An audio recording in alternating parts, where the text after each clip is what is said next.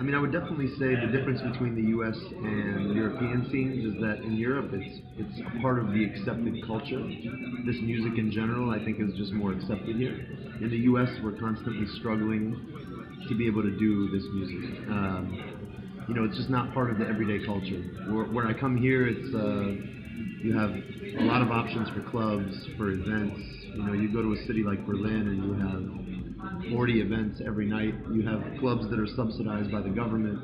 You have money that's just given to art organizations and things revolving around music. Where in the States, we just don't have that. Part of the reason why actually I continue to live in the U.S. is because in the U.S. we struggled for this music, and everything I've done up until now has been a struggle.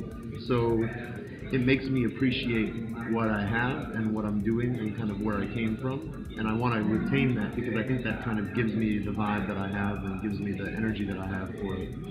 I think if I lived here, in certain ways I would almost forget quickly where and why I came and how how I got here.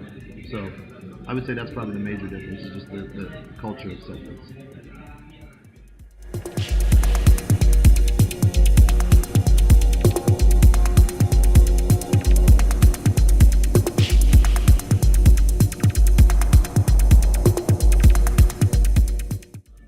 I mean, I think the biggest experience for me with techno and kind of what defines me is I got to experience this music in a time in the Midwest in the U.S. where it was still fresh, it was still new, it was new to the DJs playing it as much as it was to the crowd hearing it. And especially where I live, we got really known for amazing sound systems. I mean, really big sound systems. And my first experiences with music were feeling the music as much as I was hearing it. So I mean, literally you'd be standing in front of a wall of speakers that were taller than you and, you know, as big as the room could fit. And you started to experience music based on how it felt and not just how you heard it. So unconsciously, I don't even think about it, but the music I make, I'm imagining how it feels on a sound system as much as how you hear it. And there's some tracks that I've written even that people have come to me and said, I really didn't understand it, but when I heard it on a sound system, it completely made sense to me. And so I think that's kind of unique in my experience because, and where I'm from, you know, I've heard good sound systems while traveling and playing in clubs, but I can say that the sound systems that I heard in the 90s in Minneapolis, where I live, put every one of these sound systems to shame. I mean, it was just, it just created a whole different experience, and I think it molded me in what I do.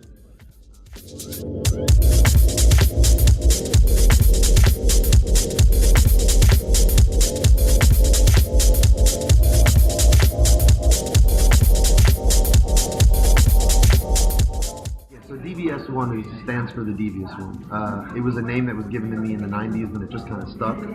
Unfortunately, I don't have an easy and cool name like Derek May or Carl Cox or anything like that, so I have to use an alternative name because my real name just doesn't really flow.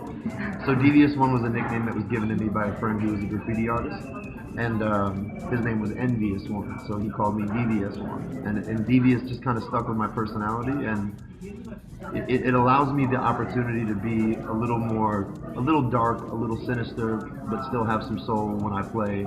It's not really about who I am in my daily life. It allows me to be something else when I play. So it just kind of, I like having an alter ego.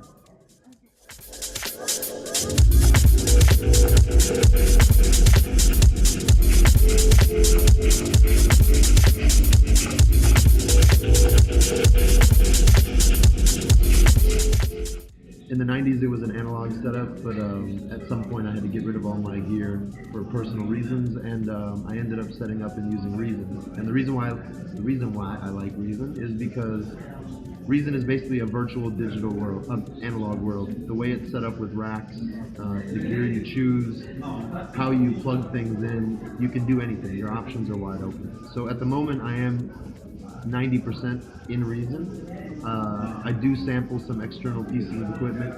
Sometimes I'll get a synthesizer from somebody or a drum machine, and I'll just program it and record into to Reason and then use it from there. But I would say primarily my production is in the digital world.